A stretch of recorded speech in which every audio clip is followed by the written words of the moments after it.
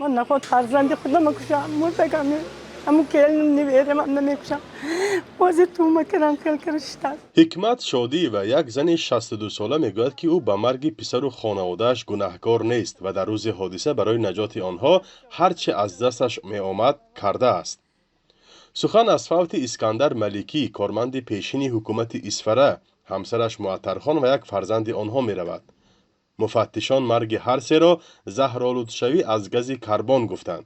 شادی و بعد 5 ماه حادثه اولین بار جریان رخداد حادثه را چنین نقل می کند. تانکی وای خفتن ما خونم دیرش من واسه گفتنم اوای اومدن همم اومدن گفتن که بند دیدم سوختوش من گفتم که چی بابا گفتن که نمیدونم داولینم بلند شده باشه میفتن و کردن همین خون پر افتن همین جاشون با هم باور کنید مردن اقلا پوچیشون نجوموندی. مادر اسکندر ملیکی به دعوت نکردن یاری تجلی و در خطر گذاشتن حیات نزدیکان گمان زده است. حکمت شادی و شب حادثه همراه پسر و کلین و نبیره هایش بوده است. با او از 2 تا 7 سال زندان تهدید می کند. فعلا مرافعه دادگاهی او در شهر خوجند جریان دارد و روز 29 اپریل دادستان شهر اسفره به شادی و 6 سال و 6 ماه زندان را طلب کرد. من این بچه‌م به زنگ زدم که تلفنش کشتگی این با دیگه هیچ جای من زنگم زدن نمیتونم همون روشانه گفتم تلفن نیست وای عیش کتی زد تلفن خودم به پول بود وای کنم وای سکور نمرش اقلم نمیدونم من قشلوقی قشلوقمو به من اینو پرسید قشلوقمو به سکوری نیست. با گذشت ماه‌ها مقامات شهر اسفره مسئله را رسما شرح ندادند.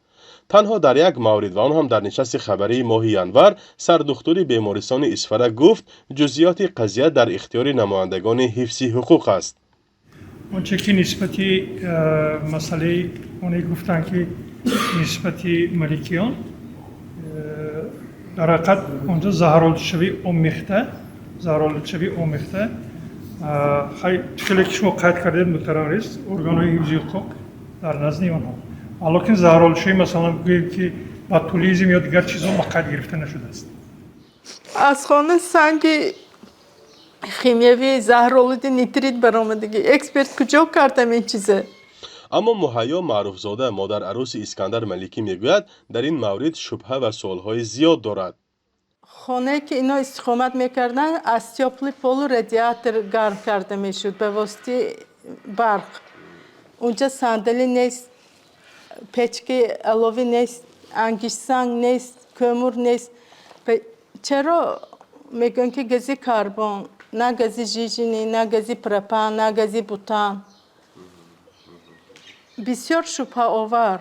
من نمیدونم که شده شوی همین جنایت چخیل طول کشیده است که قفای این کربه ایستاده است به من جدا و شبهه آور.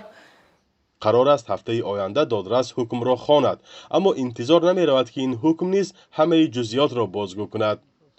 حکمت شادی و دیگر پیوندان اسکندر ملیکی از چنین رنگ گرفتن قضیه نگرانند. آنها میگویند با عائله اسکندر مناسبت خوب داشتند و از دهه ویشیست شهر پنجکن گاه گاه به عیادت فرزند و عائله‌اش می آمدند. گوش کنید اکسپرس اومده 2 بار منم کدام وای رفته اسفر پرسیدین همون وای پریرز اومد در اینجا 2 بار فهمون نه وای همین کشتگی گفتشت است.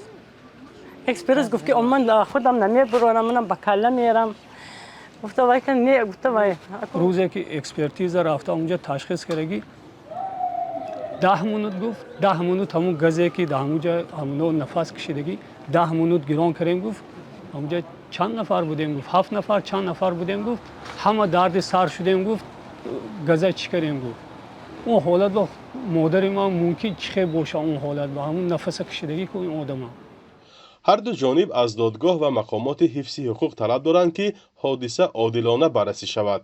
به اندیشه آنها در پرونده نام دیگران نیز همچون شاهد آمده است ولی در مرافعه ها اشتراک نمی کنند.